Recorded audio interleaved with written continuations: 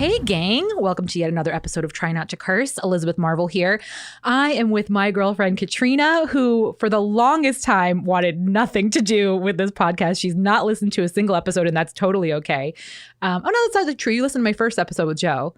But she's one of my best friends. I am the godmother to one of her children, and I'm always just kind of like, hey, you should come on the pod. We don't have to talk about anything. We can totally bullshit, which is what we are going to definitely be doing.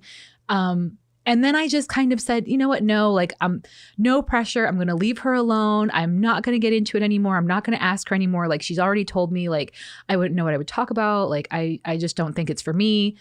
Then a couple weeks ago, she texted me and she goes, how come you haven't asked me to be on your podcast?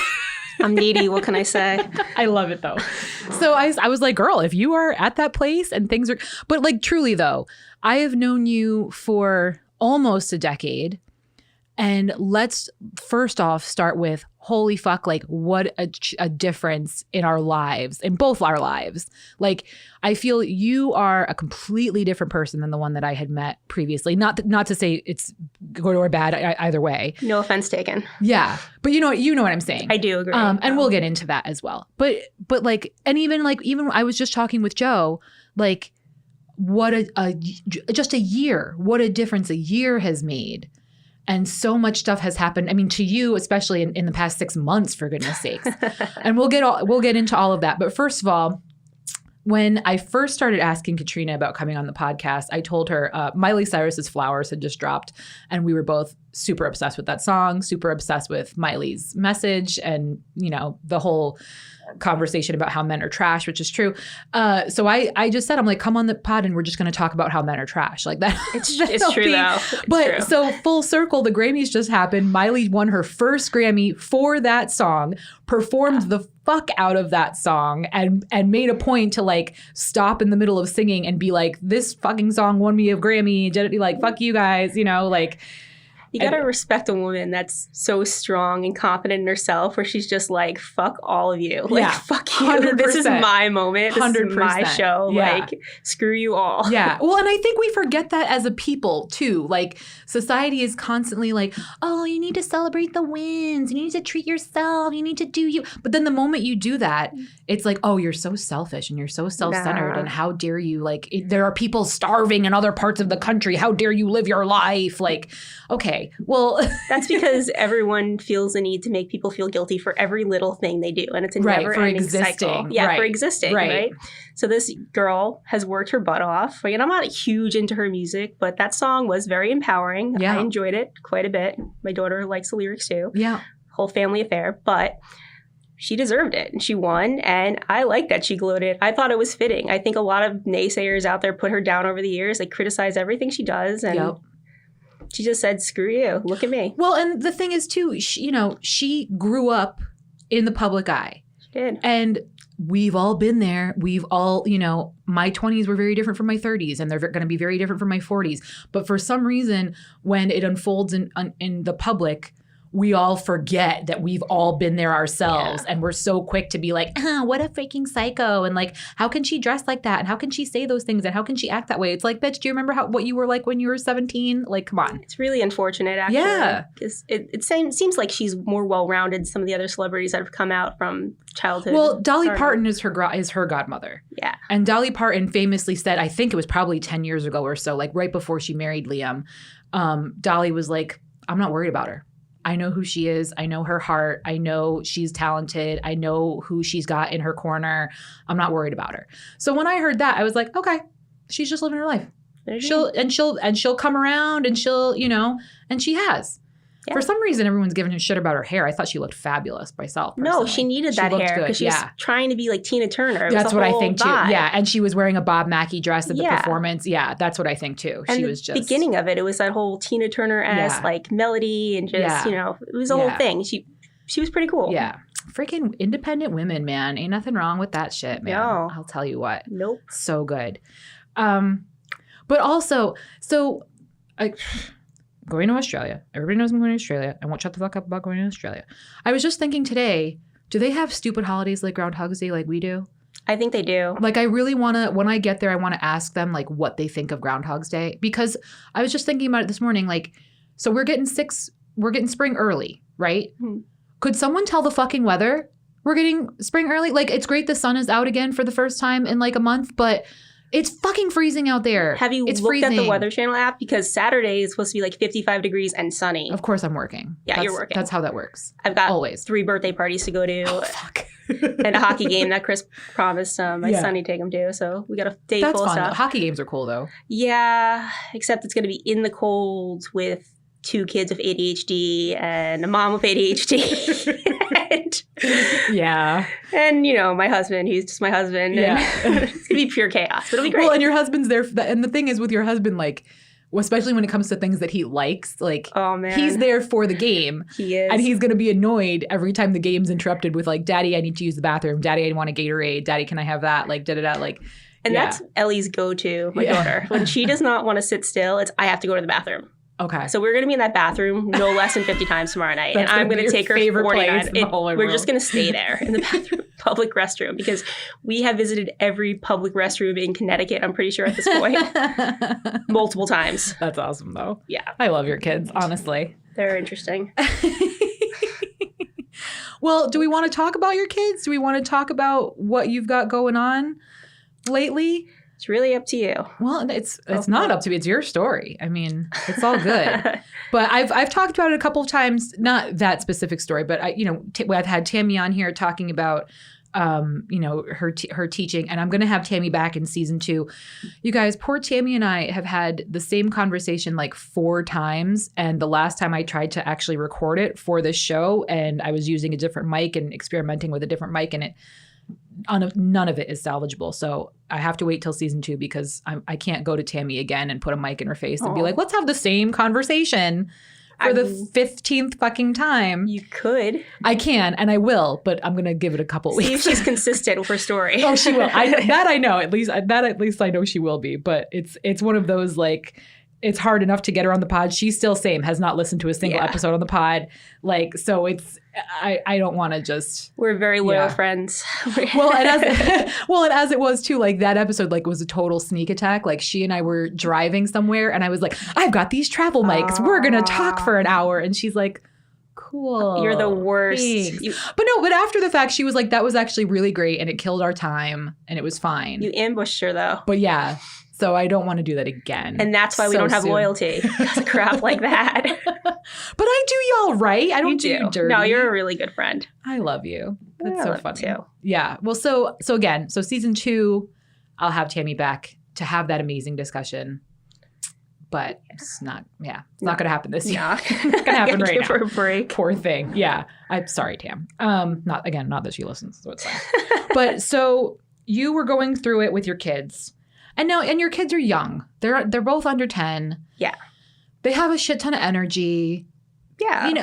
So it's hard when you're a parent to think, okay, does my kid just have a ton of energy or is there something else going on? Okay, so here is the difference between a normal family and my neurodivergent family. Okay. So my husband has his things too, and I am full-blown ADHD and was like late diagnosed and everything. So I always thought there was just something fundamentally wrong with me. Like I didn't act out towards other people aggressively, but I definitely took out things on myself. And so I just always thought my kids' energy levels were pretty normal for, their age. Yeah. And I've gone along with it. And then as other family members had kids and I'm at gatherings and I'm looking at their kids and looking at my kids and I'm like, okay, well, obviously my kids bring the party, but they don't sit still, like to an extreme. Yeah. And, at 4 and 6, you don't really think, well, okay, a kid not sitting still, that's not really an issue. Well, it was an issue. At least for my daughter. Yeah. But, yeah. So. Well, so what was the turning point? What was it like? What was that I don't want to say wake up call. Like it's not like you hit rock bottom or something like that. But what was the thing that made you say, you know what, there might be something going on. Maybe we should get her evaluated. Okay. So she has been kicked out of 2 preschools. Quite the reputation going for her because she has no emotional regulation. So if she gets upset, she goes from 0 to 100 and she can get violent. And looks like a little angel. She's got blonde hair, blue eyes, tiny, sweet as can be. Yeah. Wearing her tutus and her unicorn shirts. Yeah. She will beat up a grown man. She's pissed off. And my money's on her. Like, she will take them down. Yeah. Like, so back in October, she got, again, suspended or kicked out. It was a whole deal. Yeah. And I was like, okay, so, I thought maybe the first daycare was just not the right environment for her, but the second daycare was a pretty good one. They were legit. Yeah. They were not shady. Like, they were as good as you can get in the area. Sure. And so I was like, well, this is not going to work because I have to work. My husband has to work. Something's just not right in the situation. So then began the long process of finding someone that will diagnose a 4-year-old. And because we were told that by her therapist that it could be autism or it could be a whole range of different things. But in my gut, I kind of always knew, like, hey, she's kind of reminds me of me in a lot of ways. Well, and you're like you said, you had gone through just fairly recently, your own diagnosis, which you've been searching for decades. I mean, it's been 30 years of you trying to figure out exactly what it is you've got going on and being improperly and misdiagnosed and for years. Medicated. Yeah. And it's a whole nother skew of problems. Yeah. I mean, I was at the point where my psychiatrist was going to give me the ketamine shots up my nose. Jesus. Yeah, because they said I had treatment-resistant depression and it wasn't getting better. And I just kept getting hospitalized and whatever. And I just, no matter what I did not feel better. Yeah.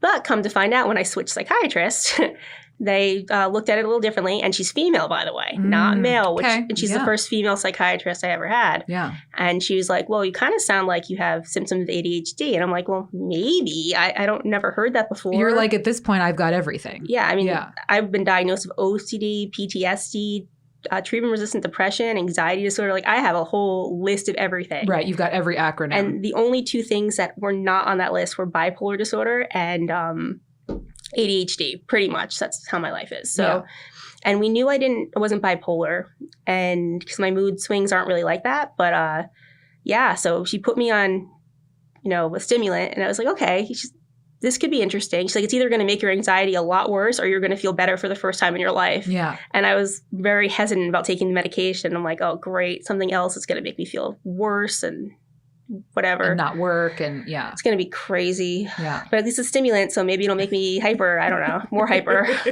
So I took it, and for the first time in my life, I was calm. Yeah. And I remember you texting me and being like, is this what normal people feel like every day? Yeah. It's amazing. Yeah. Like, wow, I can focus. I can get stuff done because my head just goes a million miles a minute, like constantly. Go. I need to do this, do that. And then I get distracted and it's all over the place. And I just thought that's how normal people are. Right. Well, and I also used to say that, and I still kind of say this sometimes, but I'm like, Katrina apologizes for existing. I do. Like, you get very much in your head. You get very much like you always had felt like you're bothering somebody. It's like, no, like, we are friends. You can have a conversation. You can come to me with your stuff. But I think you just, your brain was working against you. That's what it was. It's still working against me, but all of that's trauma, right? So like, growing up, now I'm looking at situations a little differently. Like, sure, I definitely didn't have the easiest growing up, and my parents, had their stuff going on and whatever. But I think a lot of my symptoms that I would act out with were like not beat out of me, but like verbally beat out of me, right? Emotionally, just stripped, like ripped at me. So, you start masking and you start thinking, well, just there's something wrong with me. Yeah. Something wrong with me, and I'm never going to figure it out. I'm just not a normal person. Like, I'm not going to survive. So, or I'm not going to survive if I keep continuing this. Right. So just make yourself small, be in the background, always be of service, but don't be a burden. Yeah. I was always told growing up that I'm too much. I'm too much of a person. Like, but also, how many women are told that regularly, though? Yeah, but regardless, I was told that by someone who, let's say, my mom, who is very women's right and everything. And she's like, well, you're never going to be happy. You're just there's something wrong with you. Like, just again, she got better as I got older and she got older, but I think I also calmed down a little bit. Well, and you worked on yourself, right? And she saw the growth, and she saw the change, and she saw the effort that you were putting in. And then I'm sure she probably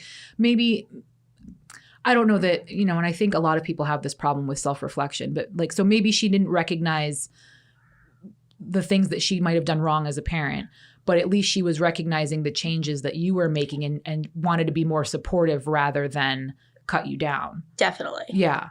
Yeah. Because I have a very vivid memory of a situation when I was like 7 or 8. I just started crying and I couldn't stop crying. And that is not normal for a kid, sure, right? Yeah. So I've always known there was something wrong with me. Yeah. So she took me to a therapist twice. And after the second session, the therapist went right up to her and she did it in front of me. But again, 30 years ago, people were very different. Yeah. Different. She's like, listen, your daughter needs to be medicated. Like there's something not right. This is not how a child should be reacting. And, you know, it's not normal. And she said no. And she never took me back.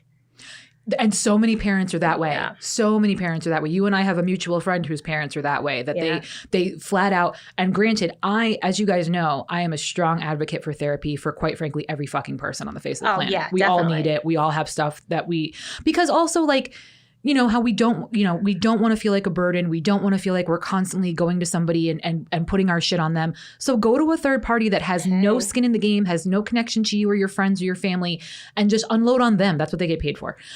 So I'm a strong advocate for that. But we have a mutual friend whose parents were flat out like, I don't care what's happening with my child. We're not taking them to a therapist or a counselor because I know for a fact their go-to is drugs and I'm not medicating my child. Oh. And it's like, bro, okay, but A, what if that makes their life better?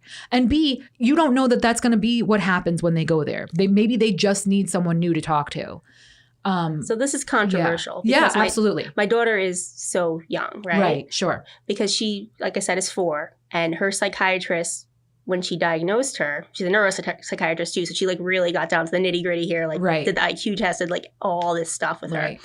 She ended our conversation with saying she normally would not recommend medication for a child of Ellie's age. Oh, I'm sorry, I should not say that. It's okay. It's cool. Whatever whatever you're comfortable with. It's fine. You're gonna stalk her. Whatever you're comfortable with. She'd probably beat you up anyway. But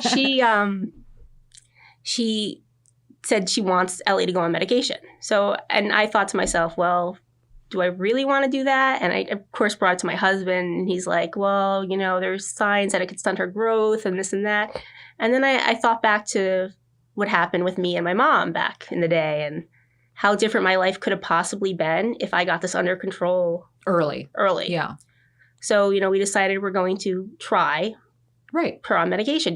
And I know we're getting a lot of hate for that, you know, from various people. Well, listen, everybody's journey is their own, right? And your decision making as a parent is your decision making as a parent.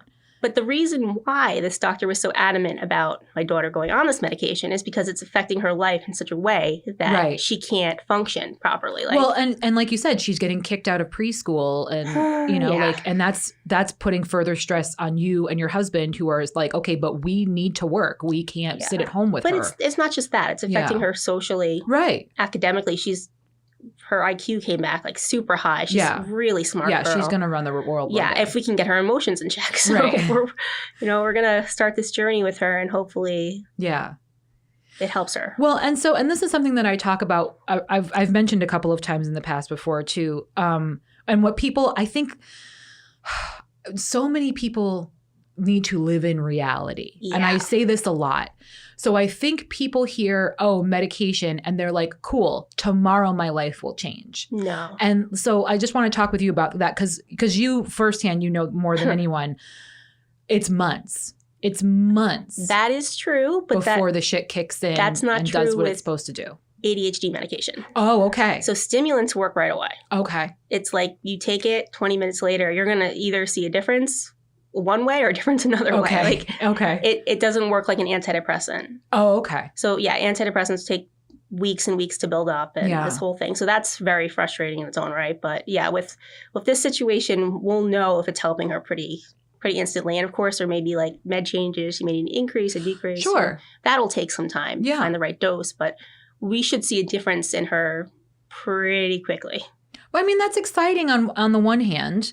Because like you said, when you finally got the proper diagnosis and from working through that ever since and being on this medication consistently ever since, you have realized the changes in yourself, the changes in how you perceive the world, the changes how your brain functions, how you process thoughts, information, you know. Night and day. Yeah. So, I mean, it's exciting to think of not to put it in such a fucking rude terminology, but like to think of like what life could be, what a normal, quote unquote, normal life could be for her. Yeah. And she, you know, we're not going to call her normal. She's a special little girl. She's really a character. What's normal anymore? Yeah. But I want her to have a fair shot. I don't feel like I had a fair shot because I had so much working against me. Right. And this was just one more thing that I had that was right. You know. Well, and we're breaking the cycles, right? Like you said, I don't want to take the same approach that my parents took, and I want to be open to the possibility that this might help or that might help, or I don't want to just close doors because of my own bias or I mean, I have a pretty dark way of looking at things too because I suspect my father, he had his issues. Excuse me, he had a whole bunch of things going on with him, but he was definitely, you know, using coping mechanisms that were not the healthiest to survive. My father, the same thing. And it was, you know, and my sister went through not a similar journey. It was very different, but same thing. She was diagnosed bipolar. And when we got that diagnosis, we were like, oh, fuck, that's what daddy had. Yeah. And it's a shame because we didn't realize that until after he had passed. Yeah. And I always just wonder like how different things would be because he did the same thing. He self-medicated. He was a workaholic you know, he couldn't sleep. Yeah. You know, he was an alcoholic. And because he stopped drinking when he met my mom, shortly thereafter. And then it wasn't until later on in life when we were going through stuff with my sister that he picked up the bottle again. Yeah. And he died, you know, self-medicating. So, but now, and then I mentioned to my sister what you had gone through and she goes, you know what? I fucking think that's what it is. I don't think I'm bipolar. You know? Because same thing. She was on the medication for the bipolar and it made her feel like a zombie. It made her feel like if anything, like it sucked all the motivation she normally had out of her. She didn't want to do a damn thing. She didn't want to go anywhere or talk to anyone. And she's like, how is that normal? Like, how is that supposed to help me? There is a difference and I can relate in a lot of ways. Like I'm sure she's on like lithium or something like that. That's hardcore. She's not on anything right now. That was just it. She was like, it's not making life better. So yeah, she's either on the wrong medication, has the wrong diagnosis, whatever. But I will tell you what, I was so medicated. My last, I did inpatient for a couple weeks and then had to do outpatient and all this stuff. But what they found, which is what sparked all this, was that I was on the wrong medication. They took one look at what I was on and they were like, what the hell? Yeah. Like, because it was such a high dose of antidepressant. And then because I still was feeling bad, this psychiatrist put me on what they give someone with like the Joker who can't stop laughing, can't stop crying, that kind of medication. It does exist. Okay. It's a whole thing. So I just was numb. Yeah. I wouldn't cry. I just was like going about life. And I didn't think anything was wrong with it. I just was just like, okay, that was just my whole existence. So when they started tapering me off of it, I was like, the fuck? I'm feeling again? This is so weird. All the emotions. What is going on? But I should say again, this was another woman psychiatrist. Yeah. Who tried to help me. And again, she couldn't get my meds right because it's limited time, whatever. So, but she's the one that told me, she's like, listen, don't go back to your other doctor. Do not do it. Don't do it to yourself because he is messing you up all sort of ways. And she was very real with me about it. And I've never had a doctor like talk to me like that before. Right. It's like they are not on the right page for you. Well, it's because it seems like the people prior to that, everybody would talk to you like you were a crazy person. They do. Rather than a human being who's going through something. And this is the first time someone talked to you like you were a human being. Probably. That, they hear my ailments and they're like, well, she's not in her right mind. Like, you know, full disclosure, it was for an eating disorder. Like, I'm not ashamed of it. It's my life. It's how I coped. You know, I did alcohol. Well, and the thing is, you worked on it. You got past it. Yeah. I mean, it's a constant thing that I'm always working on. It's something I've struggled with for like 20 years. But again, thinking back to my daughter, like I don't need her developing something like this to cope with her ADHD. And that's so, and people don't understand that either. Like drug addicts get such a rap, freaking alcoholics get such a rap. It's like you don't understand. They're self-medicating for a reason. There's an underlying cause of what's going on. There's a level of pain there, a level of something that is making you self-destruct. And more often than not, something that had been overlooked and ignored by the people that could have been helping them out. And who now are shunning them because of what they've done to try to cope. Yeah. So if I can prevent my daughter from having to deal with that, even if it's just like a little bit of help towards it, like I will do whatever I can. Well, and again, and like you said, it's trial and error, right? So maybe the medication's not going to work out. It's not going to be for her, but at least you can say, okay, we've tried that. Now let's go on to the next thing. And I will say, she's not just getting medicated. She's getting a lot of other supports. Right. We're not just like, We're not just throwing pills at the problem and being like, you're good, right? Go take a nap. Like, that's not working. She has a lot of stuff going on right now with therapy, and she's in a special preschool now that is helping her phenomenally. And we've done everything we can for this kid to get her on the right path. Yeah. So the medication is like the last little bit of sprinkle going on top to try to help the situation. Yeah. No. But again, I really, and I'm not pointing this out to embarrass you. I'm pointing this out because I want you to constantly remind yourself of this. A year ago, you would have never talked to anybody about any of this.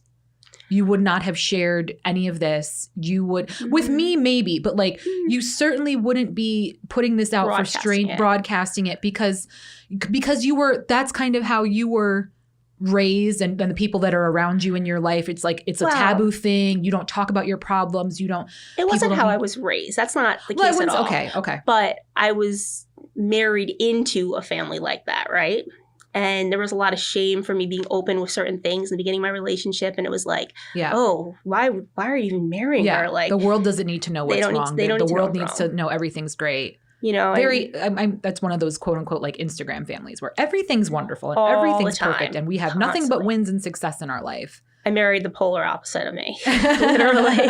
Literally. Yeah. And his background shows it too. And I think that kind of made me shy away from being as open as I used to be. I mean, there's certain things with my eating disorder which I wouldn't even talk to Chris about because to me, it's like it was embarrassing to have to deal with that still at my age. Yeah. Because you hear of like, oh yeah, eating disorder. Yeah, 17-year-olds, 18-year-old girls. Well, and it's also you probably just feel like he can't relate to you anyway. So how, he just wouldn't understand. I mean, to an extent. He's also a personal trainer, which does not help my situation. I really got myself into a pickle with life. But, I would laugh about that and laughed about that when I was in treatment. And to the doctor, so your husband's a personal trainer? Like, what is wrong with you?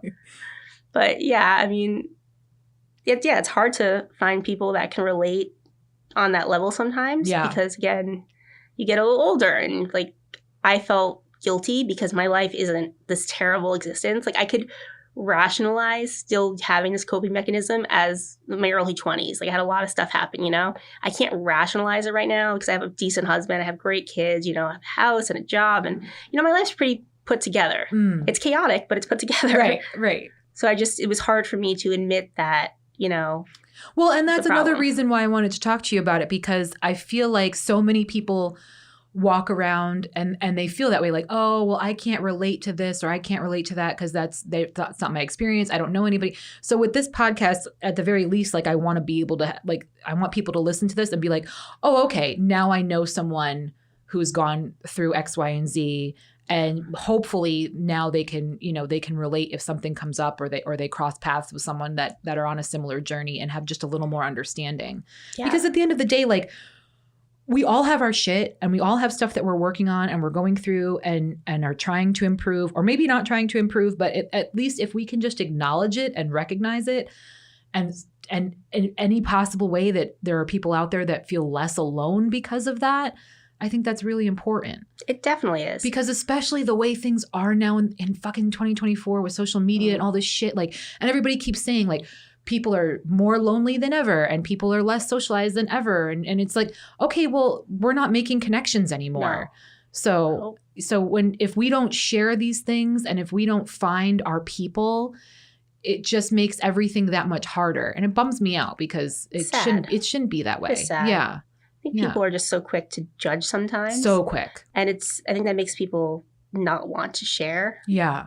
But I personally, my last stint with everything, I kind of told myself a similar thing. Just you keeping this inside and keeping this as a secret isn't going to help anyone. What's the point? You're helping yourself, but you can't be the only person in this world at your age dealing with similar things. And what treatment showed me was I'm definitely not. There was women of all different shapes, sizes, ages, Well, even everything. Again, when I came out and I talked about having my bariatric surgery, so many people messaged me and were like, oh, I had it. And I'm like, why the fuck are you hiding that? Like, it doesn't, who gives a shit? Because there's a shame level. Like, because again, people judge everyone. I mean, but to me, you're putting in the work one way or the other, right? Like, I understand people. So again, some people seem to think that it's a get out of jail free card. It's a major fucking surgery. It's a major fucking life change. Yeah, it is. That you could either go with and ride through and see the improvements, or you can make your shit even worse. But it's I'm not going to say it's just like, but if someone goes to the gym for a full year and drops the same amount of weight, everybody applauds them and how amazing and good for you and you're so motivated and da-da-da. Yeah, if I share it, it's like, oh, you're brave for telling your story. Why? For what? What the fuck? I did exactly what that person did. It's just I know what works for me and I know what I needed at the time. I got the opposite stigma, by the way. Yeah. So I just had a tummy tuck to remove loose skin because I used to weigh over 300 pounds. So, over the years, eating disorder, like just all sorts of random crap. My body does not look the best. So I go into this consultation and they're like, so when did you have your bariatric surgery? I was like, that was what they led with. Oh, I was interesting. Like, I didn't. Like, so wait, you lost the weight on your own? I was like, yeah, on my own. They're like, really?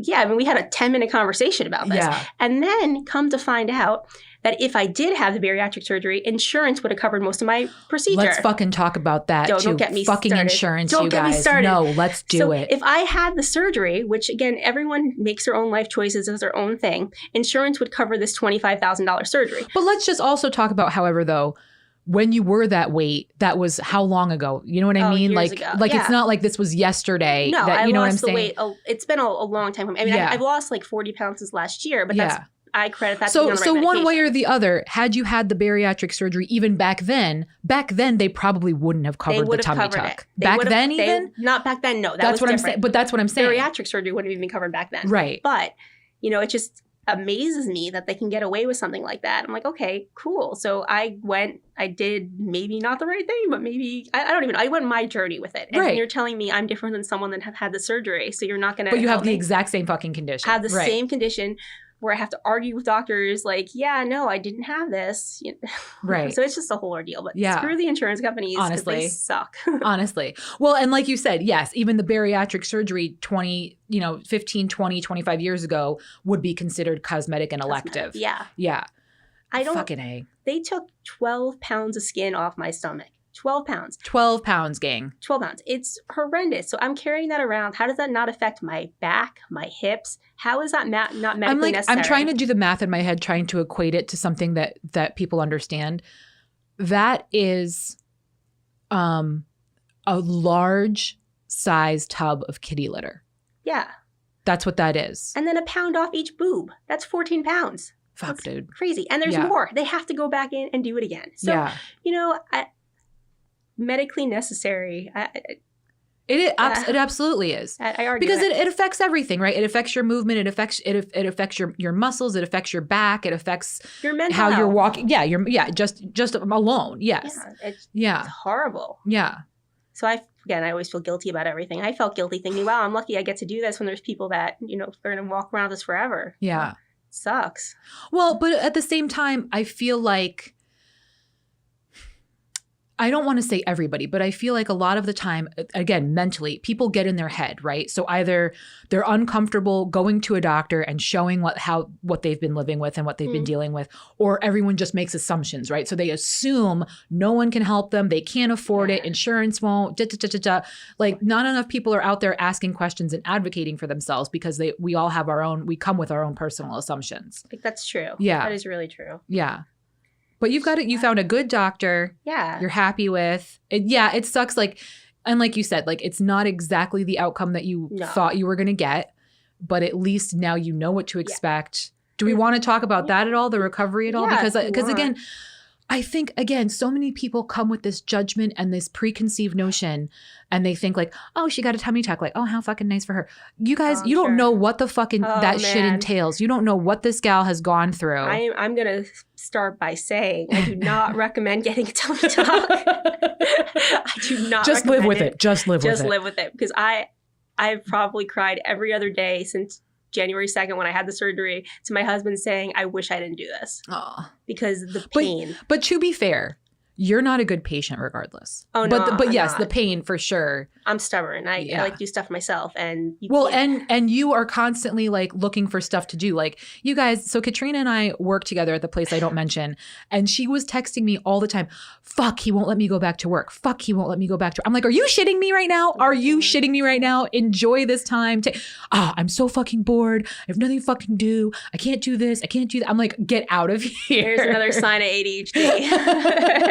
I can't take it anymore. So you're just a bad patient because of that. If I have to sit still for an extended period of time, I'm going to be the worst. Right. I'm the worst. And I feel really bad for my husband because he took off a couple weeks of work and his whole thing was, oh, you got to relax. You're going to get hurt. Sit down. And you're like, do you know me? I'm doing laps around my kitchen. Like the wall is crunched over and she can't stand up straight. I'm just like, yeah, you guys, fucking Katrina's texting me and she goes, oh, I was able to stand upright for the first time in weeks. And then, oh, I was finally able to sit down on the couch without feeling like I'm being stabbed in the stomach. And then in the same sentence, she's like, why the fuck can't I go back to work yet? I'm like, are you shitting me right now? You couldn't sit upright. No. And you want to know why you can't go back to work yet. It was a valid question. And guys, we don't work in an office. Let's just start there. Like, what the fuck? So my 3-week post-up, I was like, so can I go back to work next week? And my doctor literally got in my face, laughed, and he's like, Katrina, do not even consider. Did you still have one of the drains in at the time? He had just taken it out. It was like leaking everywhere. Can you just let me back in? Let me back in. He grabbed my shoulders and said, don't think about work. Yeah, which is impossible. You can't. But you don't understand. You don't get it. And I would text her, you guys. I would be like, X, Y, and Z is going on. Like, you're so lucky you're not here. And she's like, tell me everything. Tell me all the stupid corporate bullshit that's going on. Like, it's so, you're hysterical to me. Can't. But oh my God. Have my sources. But I'm like, hello, your doctor just removed the last drain. Like let's really get into it. You weren't able to shower for weeks and you're like, why can't I go back to work? You can't take a shower. So I smelled a little bit. It's okay. I wouldn't be the only one at work. We'll be fine. Oh, bro, you're not wrong. He would be the only one. And let's be real here. I did not realize I was going to have drains in for 3 weeks. Sure. That sucks. Sure. Like, you have to milk them. So that was my thing. That's how I was sexy with Chris. I'd go up to be like, Chris, I need you to milk me. You milk my lungs. And then when my incision opened on my stomach, we had a packet with like gauze and stuff. Yeah. Really gnarly. Ooh. And I couldn't do it myself. And I have a really strong stomach. So Chris, being Chris, came over, like, yeah, I was putting it in. I'm like, yeah, I need you to pack me. Can you pack me? It's real sexy. You got to keep it, you got to keep it hot and while you can. Oh my God, that's fucking hilarious. So gross. But again, so this is how I knew mentally you had turned a corner. Because when you first, I know you've wanted this for a while. You had been talking about it for a while. Financially, you guys just couldn't hack it. And then thankfully you were in a situation where you could afford it. Mm. So you went to the surgeon. And this is how I know mentally that you had turned a corner. You came up to me and you were like, look at the drawings. This is what we've all talked about. Like the surgeon's going to do this and the surgeon's going to, like, you were really open about the process. I was excited. And you were excited. Yeah. And I was like, okay, this is a different Katrina. And that's awesome. And I love it. Thanks. But so walk people through a tummy tuck procedure. Oh boy. Because I've shared my bariatric shit. Ooh, just because again, this is and again, I'm sorry if you're triggered and if you can't handle medical talk or whatever. I'm fucking fascinated by this shit. It is very interesting. It's so fascinating. But this is a gross surgery because my dumbass decided to YouTube a video the day before the surgery. You guys, again, fucking, she texts me and she's like, don't YouTube your surgery the night before. I'm like, are you fucking dumb? Are you fucking dumb? What are you doing? I YouTubed your surgery the night before you had your surgery. Oh, did you? Yeah, I'm really into that stuff. Yeah. So, no, I'm cool. I already knew. I'm cool with it. Yeah.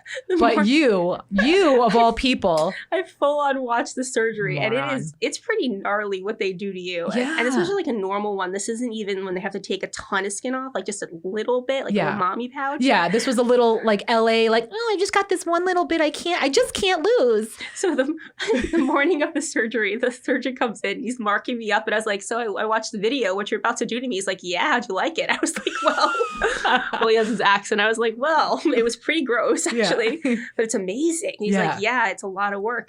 And he initially told me, yeah, it's going to be like 4 hours. And I'm like, so how long am I really going to be under? And he's like, at least 7. Yeah. And I'm like, oh. Well, I was going to ask you because I was under for 3. Was it that long? Well, and mine was just laparoscopic. It was just tiny little holes. Yeah, I'll show you my incision marks. But yours was, girl, 8.5 hours. Wild. And when they woke me up in the operating room, which I was not expecting. No, I've never been woken up in the operating room before, but I'm thinking it's just because I was, You probably felt like you were being abducted by aliens or something. It was so like weird. You were on the ship. Yeah, they're like, Katrina, you got to wake up. You got to wake up. And I'm just assuming it's because I was out for so long. And I'm looking up around Making sure you're good. And I'm just like, is my stomach gone? Is it gone? Not, where's my husband? Is it gone? Did I survive? Am I beautiful now? Is it perfect? Yeah. He's like, your stomach's pretty flat. And now I'm angry at this motherfucker because it's not completely flat. But listen, it's miles ahead of where you were. It is. And it's still swelling. It's going to take like a full year for it to be. And I had my post-op yesterday. He looked at me and he again put his hands on my shoulder because he knows that I'm a stressor. He knows this thing. And he looked me dead in the eye and he said, Katrina, this is not going to be your final result. I'm going to take care of it. But you know what? That's good though, rather than him just being like, no, you're all right. Like, you're fine. No, like he recognized what you were after. Because he's not happy with it. He straight up said to me, I'm going to go back in there and it's going to be fine. We're going to fix it. Well, but again, you have to, because again, I know how your brain works. You have to just keep repeating what he said to you. This is the most amount he's ever removed. Yes, in a single surgery. And it's like, so you can't, that's the limit for him. Like he couldn't go any further safely and to give you a decent recovery, your recovery was gnarly as it was. Oh man, still gnarly. But at the same time, that means that the next one should be good. The recovery should be a lot easier. They don't have to do anything to your boobs at that point. No, they do. Because my Mm-hmm. incision opened. So I got a breast reduction too. And a lift and a whole shebang. Yeah. And one of the incisions opened. And because he was so focused on my stomach, and this is why I get fucking angry. They left the medical tape on it. And I can't really feel much in that area. Right. So he's like, oh yeah, when it falls off, just take it off. Tape fucking fall off. And it is just like open. What? Yeah. It's really gross looking. So again. She sent me a picture because and that's not even the full picture, girl. It is nasty. So he's like, okay. Yep, we're going to have to get that to heal. So I'm on antibiotics, like lotions, like we're a whole shebang. And she still wants to go back to work. And I still want to go back to work. I'll be fine. I'll be fine. It's okay. Oh, man. But he is probably going to have to go in there and work on the scar because it's not going to look very pretty. So, but if I have to go back. But at the same time, like, you're not flashing anybody in the streets. I want to, though. I have new boobs. That's fair. She did. He's hindering me. So Katrina's sister is getting married in a couple of months, and that's all she could say. Like, it's got to be done before the wedding. I'm gonna go in there with my tits in the air, and I'm gonna fucking show this shit off. I'm gonna shake what my mama gave me. Yeah. I love you, though. And now I'm gonna be a half version of that. But I mean. Yeah. It's cool. I mean, I was measured at Victoria's Secret. I went down like 4 band sizes and it's 2 wild. cup sizes. Yeah. So now I'm adjusting to itty bitty titties. But they look good. They're good for your body type and your body style. They look right. Thank you. They're not like ginormous anymore. Yeah. Girl, nice. I'm going through it. I understand. It sucks. Yeah. Deflated titties. But yes. That was I'm definitely getting a lift. When I told people that I was going in for the surgery, so many women, I want to get my boobs done. I want to get this flap done. I'm like, guys, I would not recommend doing this for yourself unless it's significant. Right. It is a bitch. Right. It is horrible. Right. And the risk factors, I think, are overlooked sommes. And they don't tell you everything, right? So you don't listen to the pod. So I'm going to share this with you because I don't think we've had this conversation yet. Your hair is going to fall out. Yeah. In about a month and a half. It's going to start falling out. Yeah. Not in clumps. Like, at least it didn't for me. It wasn't clumps for me, but it was what it was normally in the shower drain times 3. Yeah, that's where, and it was like that for a couple of months. Like, you can see my little wispies that they're starting to grow back.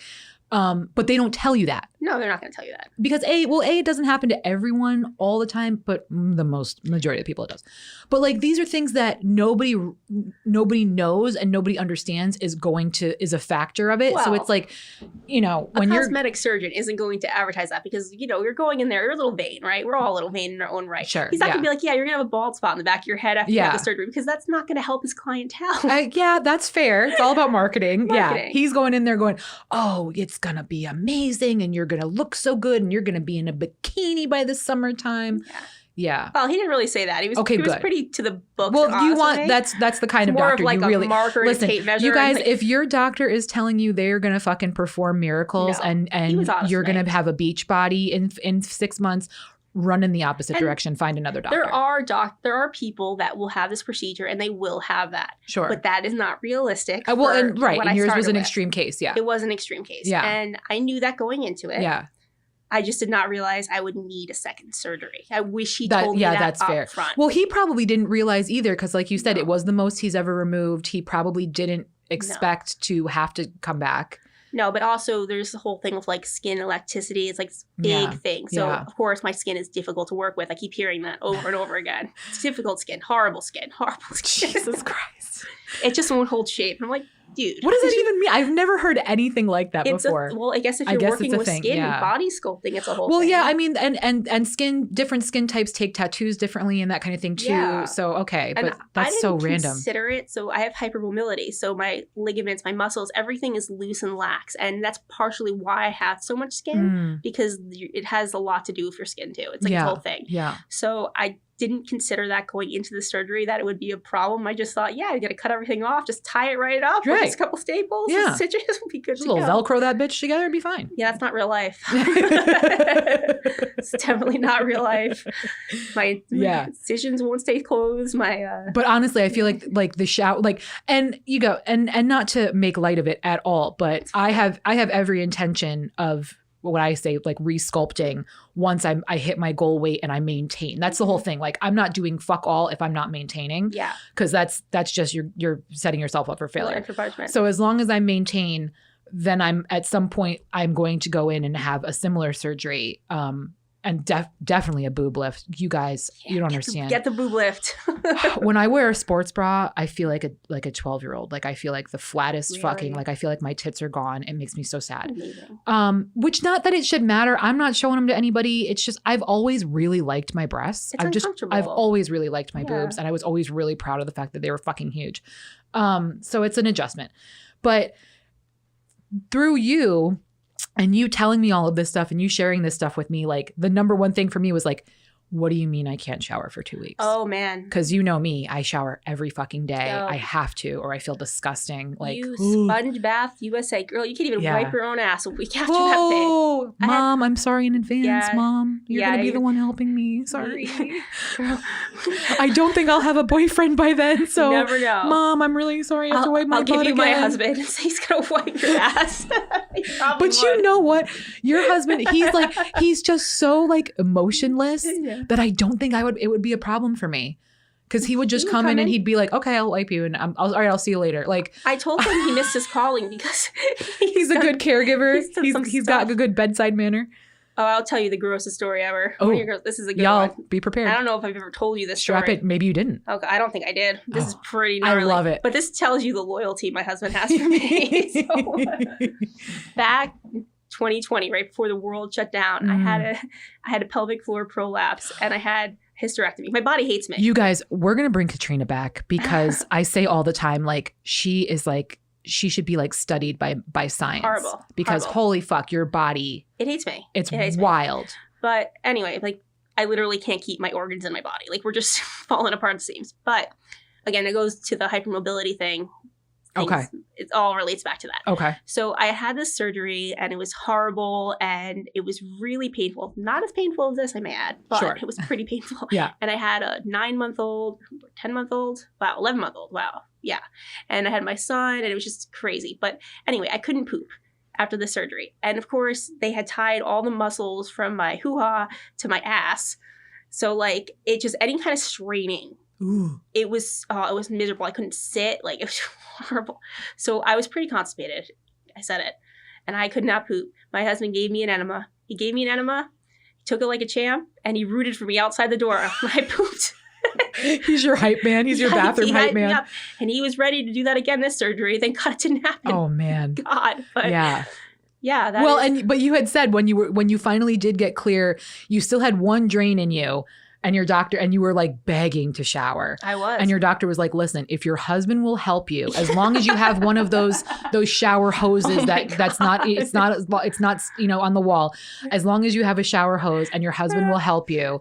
And you were like, Chris, just help me take a shower. And you were like, it was the most awkward but wonderful thing. Because he's standing outside the shower curtain holding my drain up while I'm trying to get around these wires. I'm in pain. The kids kept coming in the bathroom. Yeah, oh my God, yeah. I need to shower. And he's just like, is it awkward for you yet? Like nothing's awkward anymore, Chris. Honestly. Nothing. It's wild. Oh my God, it's so wild. And we can talk about this shit ad nauseum because it's all so fascinating to me. And you've now had, well, I've heard of a tummy tuck, obviously, but you've had procedures that I've never fucking heard of before in my life. And also, like, I'm not a doctor, I'm not a surgeon, and I'm not into like medical shows really. I do love Dr. Pimple Popper. I love that shit. But even you telling me about the tummy tuck, like you were showing me the pictures and stuff, and you were like, he's going to save my belly button. Oh, yeah. So that was really interesting. And you guys, not to be really disgusting, but Katrina's like, my doctor sent me a picture of the skin he removed. Oh, do you want to see it? And I was like, yes, I do. Doctor was very proud. Send that immediately. I must see it. And so she sent me the two, because they do it in half, right? So they did one side, they did the left side, they did the right side. But you can actually see the crescent in the skin where he went around your belly button. And and I was like, oh, that's where the belly button, like he really did like went around like, oh my God, I'm just fascinated by all of it. What they don't talk about is you could lose your belly button. Yeah. Because it could not. I have heard that though. Like like all of a sudden you just don't have one in or out. It's just, there are some doctors that will physically take it off if it means you have a tight tummy. Yeah. It's like when I actually thought they were going to tell me that. Yeah. He wanted to keep my belly button. Thank God. But he has some weird obsession. I guess. Yeah. That's so funny. There's stitches all around it. Yeah. And it's actually a place that can get really infected. It's like the one spot on my body, not well, the one sure. It's a hole. Yeah. Yeah. So your body could reject it. Yeah. And it literally could fall off. It's the same with your nipples when you have your boobs done because they replace your nipples when you get a lift. Yeah. Well, what I didn't know, and again, this is a total aside, you guys. This is a total tangent because we're talking about belly buttons. Someone I know, apparently your belly button one day can just open up. What? Because it's like, it's like the end of a balloon. Yeah. That's the best way I can describe it. Because at one point it was connected to a cord, right? So it's technically hollow. God. So that's what determines the innie and the outie is how they cut it and how they did it. Your belly button could open up, and I know someone their intestine was like popping out of their belly button and they had to get treatment for that. Don't tell someone that's a true thing. I believe not because of surgery though. It was just like normal. just normal. Yeah. Like you said, like your pelvic floor just decided it didn't want to be attached to you anymore. Yeah. So now I'm scared. It's the same kind of thing. No. I didn't say it for that. This is the first time in my life You're I gonna can be see fine. my belly button. Now you're telling me this thing's gonna unravel and like shrink up, my organs are gonna pop out. Your doctor is very passionate about your belly button. He's not gonna let that happen to you. He better not. I just heard that someone told me and I was like, I'm sorry. That's a thing. Like, what the fuck? Like, what the fuck? So I have to see him Monday. I'm going to ask him about this. Yeah. But again, it's not related. Like that person, it just happened like over time. I don't know. I'm curious if he's ever had to fix that before because he fixes everything. Well, and as you know, some of our coworkers have had hernias and shit. You guys, one of our coworkers had 6 fucking hernias. 6 hernias, but he only knew of 2 at the time. And then the doctor went in and was like, actually, you had 6 and you were walking around with them and everything was, it's fucking wild what some people can put up with and what some people can't. You know what I mean? Like the dude was he almost didn't want to have the surgery. He was like, oh, it's going to take time away from work. It's like getting around hunting season. I want to be out in the woods. And the doctor's like, you had 6 hernias, bro. Got to get that taken care of. And he's like, oh. Well, yeah, I guess we should have done that. I was walking around with my organs falling out of my body for a few months, That's wild. And then you have people complaining over like paper cuts, Get your shit together. Y'all. Fuck up. We're not from the same generation. Let's go. Y'all. Not that it's a competition or anything, but like, no. Like, no. Just like, no. No. Yeah. Just no. No. Unless your organs are falling out of your body, I don't want your shit. Like, just it doesn't work. But again, so this is why I wanted to have this conversation with you because I cannot repeat myself often enough on this show, you guys, you have to be a fucking advocate for yourself. Yeah. If you're a parent, you have to be an advocate. We've talked about this with Jessica. Yeah. You have to be an advocate for your kids. Now, there is a difference between not liking what you're hearing because it's just wrong, or it's fucked, or it's delivered in a certain kind of way that's very insensitive. But there's also ignoring what you're being told because you personally and mentally just can't get around it. And I understand that's easy for me to say because I haven't been there and it's not you don't know the situation. But at the end of the day, you need to accept what you're being told. You need to look at it from a perspective of either how what will help your child or what just will help yourself, and ultimately the people around you. Once you help yourself, the people around you can change as well. But if you don't like something that you're hearing, you can't just dismiss it. You really need to take a moment, look in the mirror, think about your life, think about the future. Because I think everybody thinks about tomorrow, but they don't think about a year from now. They don't think about 10 years from now. A whole fucking lot of shit can change in 365 days. That's true. A whole fucking lot of shit can change in a decade. And I don't think anybody ever thinks in those terms. And that's where we put up those mental barricades, because it's just like, well, that's going to fuck up my plans for tomorrow. Like, bro, like, fucking fix your life, improve yourself, make things better for you, for the people around you. And yes, you're going to hear some uncomfortable shit, and you're going to hear some hard truths, and you're going to, yeah. You know how I feel about that. Katrina and I have had that conversation before. She has, and I have said to her time and time again, sister, you can be mad at me all you want. I'm not fucking going anywhere. So I will let you take a moment, process the hard truths that I am delivering to your door. Right. And I'll be here when you are ready to talk again, but you have to, again, in order to really advocate for yourself and for others, you have to swallow those hard truths, and you either have to make a change, or you have to make that decision not to change and recognize you made that choice. And it's fucking hard. It's hard for people to do, for sure. For sure. I mean, you're not happy with the fact that you have to have another surgery, but you piss the fuck off. Yeah. You're disappointed. Well, you're disappointed. But I'm accepting of it, and I know it is what it is. And if I want to do better for myself, I'm going to have to go through it again. So, well, and again, a year from now, you could turn around and you could say, you know what? I'm not where I was, and this is okay. You could have that. We're talking 6 months, girl. Well, August. I'm going in. We're getting rid of it. I already had the conversation with my husband. Yeah. We are doing whatever we have to do to make it happen, because we're not half-assing this. But that's fair though. That's absolutely fair. 100%. I mean, listen, I had braces all through middle school and high school. I went to both of my proms with braces. Oh man. I didn't get the braces off. I think maybe I was even a freshman in college and I still had braces. I had braces for a while. I got Invisalign 3 years ago because 2 of my teeth had shifted. And I was like, fuck no, I did not do all of this work. My parents did not spend all of that money for me to have a fucking jankety mouth. So sometimes you got to go back. That's okay. And you got to reassess. I mean, you even said when you had your pelvic floor stuff going on, you were like, my doctor told me probably 5 years, I'm going to have to do this all over again. So, I mean, You're 4. Yeah. Maybe we can do it all together. She's still holding, guys. She's still holding. He's good at what he does. But if you live in reality and you can be accepting of that reality, you can move forward with a lot calmer. With it makes life that much easier if you're not fighting. I know what is inevitable. My whole era in my 30s was supposed to start this summer, and now I have to delay it to the fall. You're married. I don't. What do you mean by hoe era? You could your hoe era can be any day of the week. It's not about being a hoe like that. I know. It's about dressing like a hoe. I want to have my tits out of my stomach. If you get a tramp stamp, I don't know if we can be friends. I'm not tramp stamping. I'm sorry. It's not going to happen. Appreciate it. But you can have the whale tail. Do the whale tail all you want. What the fuck? I just want to wear a bathing suit and not have to worry about like skin hanging out everywhere. Well, that's fair. And you're there now. No, I'm not. Okay. No, I'm not. But you're not. Maybe you're not bikini there. Half my stomach is. The lower part is ready to go. There you are. The top part. Yeah, that's my thing. Is this bulge right here that I got to work? I got to do separate surgery. Yeah.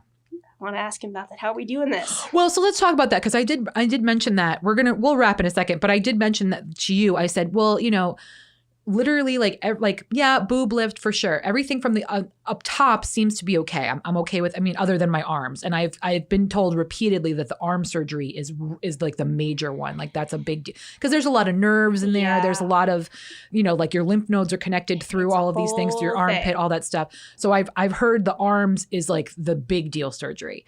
But I had said to you, I was like, yeah, my thighs, especially depending on the type of pants I wear, they look like really cottage cheesy. They, I can definitely feel that my ass is starting to sag. Like I'm definitely getting like, I don't know how to explain it other than like, there's like a lip, like at the bottom of my butt, like there's like a ledge or something going on. And my stomach's not too, like my stomach to me still looks exactly the same.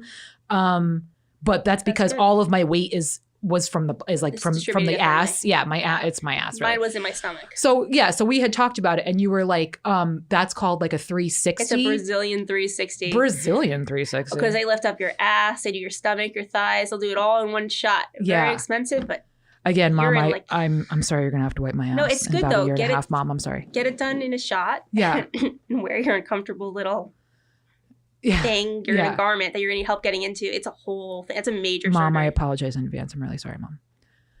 Can I get a caretaker? Will insurance cover that maybe? Maybe a nurse? They asked me before I get left. Get a little nurse Cratchit situation? That might be better for my relationship with my mom if I had a nurse come in I'll instead. just lend you my husband. You know what? I'm fine with it. He will help you. I'm fine with it. He will wipe your ass. But your husband likes to feel useful. He does. So I think that would be good for all of us. Hi, Chris. If I said, hey, Chris, shout out, will you come wipe my ass in a year and a half? I'd appreciate You'll it. You'll be fine. I promise. It's going to be okay. Maybe he'll warm up to the idea of getting a cat finally because he'll be at my house and he'll hang out with my cats. I'm about to go get my own cat. Do it. I got a mouse. Do it. Motherfucker. Do it. It's been driving me nuts because I've been home. I scour my cabinets. I'm going to tell you this right now. Here's what's going to help you make this decision. Mice don't have bladders. So the pee just falls out of them. So where you see poop, every surface is covered in pee. I'm covering. So there you are. Lysol. Get you a cat. I'm just going to get you a cat one day. Yeah. I have to go to the shelter right now. Girl, I know a couple places I'll fucking go with you. Oh my God. They got kittens? Can I please go with you to pick up a cat? They have kittens? They always have kittens. Because I want a kitten because my daughter's a little feisty. Yeah. Well, as long as she doesn't like choke out the cat for scratching her or something. No, but because she's on medication now, so it'd be fine. She's not medicated yet. Not yet. Okay, so get her medicated, get her on that track, and then get the cat. I don't know if I could wait that long. I'm about to blow up my house. Have you tried? You haven't tried mouse traps or anything yet? Oh, I have. Sticky tape, all that shit. This motherfucker. Peanut butter. Peanut butter. It's driving me nuts, Liz. I'm home all day. So this is something Chris can do, and he'll love it. Okay. Oh, God. As you guys, I don't think. Well, I haven't mentioned it yet. I'm trying to get him on the pod. Buddy of mine is a farmer. Lives in the third oldest house here in New Milford. So I want to talk to him about that. But he's wary of the government. And we'll talk about that too on the show. So that's part of the reason he hasn't come on the show yet. For some reason, he thinks the government is going to zero in on my show. And I'm not really going to blow up my house. So this is a legit fear of his. But he told me one of the methods, and you can find this on TikTok because I know people have posted these videos on TikTok. You take a 5-gallon bucket, you put maybe 2 or 3 inches of water in the bottom of it, tie a tight string across the top of the bucket, coat that with peanut butter, or maybe put some cheese doodles on it or some shit. And you put a board leaning, so it's kind of like a stair going up the bucket. The mice and the rats or whatever vermin will go on the string. They won't be able to get their balance. They'll drop into the bucket and they'll drown in the water. We had one of those. Yeah. And I made fun of Chris horribly for this bucket because it was a whole thing in our garage one winter. It's the first year we moved into the house. Yeah. But it's true. Like, what the fuck it works. Redneck hell are you doing right now? And it is a redneck ingenuity. He is putting peanut butter on a string. Yeah. And have him do it. It didn't work though. It didn't work. But how long did you guys wait for it to work? This bucket okay. was like the avocado seed. Oh, we haven't talked about which that. we still have, by the way. Okay. Dead, but we have it. Okay.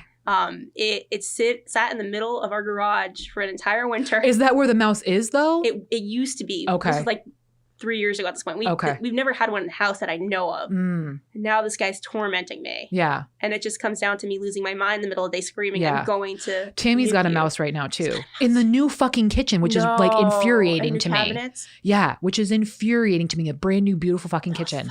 I know. I said to our husband, I was like, how are you okay with this? What the fuck?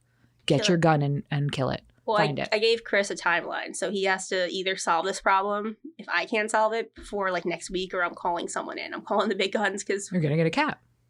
I was just gonna call exterminator. Well, that too. That's fine. Maybe I'll do. Well, and the thing is too, you don't know for a fact that it's one mouse. It could be multiple mice. He keeps trying to calm me down. I think it's multiple mice too. But it doesn't matter if it's one mice. It's pissing all over your house. Shit everywhere. There's piss all over your house. So gross. Every surface has pee on it. Every surface. Man. I know, and I don't mean to do that to you and make you mentally focus on that. But I've already been mentally focused on it. Fuck this mouse.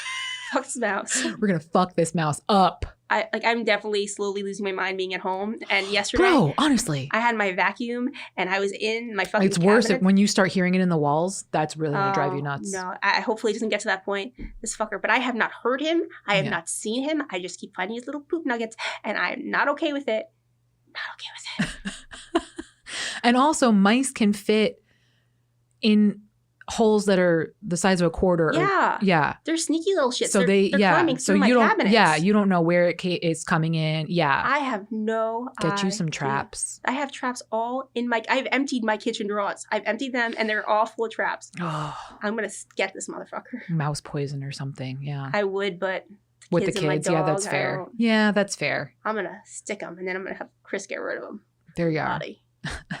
With my luck, this thing's going to get caught and start chirping like in the middle of the day when the kids are home or something. I was explaining that shit to them. We're going to end it here, but I'll end with one traumatic mouse story. So I had cats my whole life growing up. My parents' house had all kinds of issues, flooding and floorboards and kind of just construction like piecemeal over the years. So we had a lot of vermin. We had mice. Later on, my sister ended up having some rat issues. But growing up with cats, my cat Norman was a supreme mouser. And I come home one day and my bedroom was in the basement and I go downstairs. I walk down the stairs. At the bottom of the stairs, my cat had slaughtered an entire mouse family. Oh my God. There were at least 3 corpses. Well, different parts of corpses, but they were 3 distinctly different mice strewn across the landing of the stairs. And I said, oh, well, problem solved. That's but it was one of those. Godfather. It was like, it was just I don't know. He found their house or they all went on a picnic or something and they decided to take a walk in the middle. I don't know what the circumstances were, but he was real proud of his work. He left those mice there for me to see. And look, Ma, look what I did. Got to call in the big guns like that. Yeah. That's the kind of cat I need. Yeah. You need a fucking monster like my cat. But you guys, that was great. See, and you were all nervous for coming on. That was a really good chat. I hope you all learned some things. Again, advocate for yourself, advocate for your family members, advocate for your friends. Live in reality, people. This was Try Not to Curse. I'm Elizabeth Marvel. And again, Katrina, thank you so much for joining us. And we will catch you next time.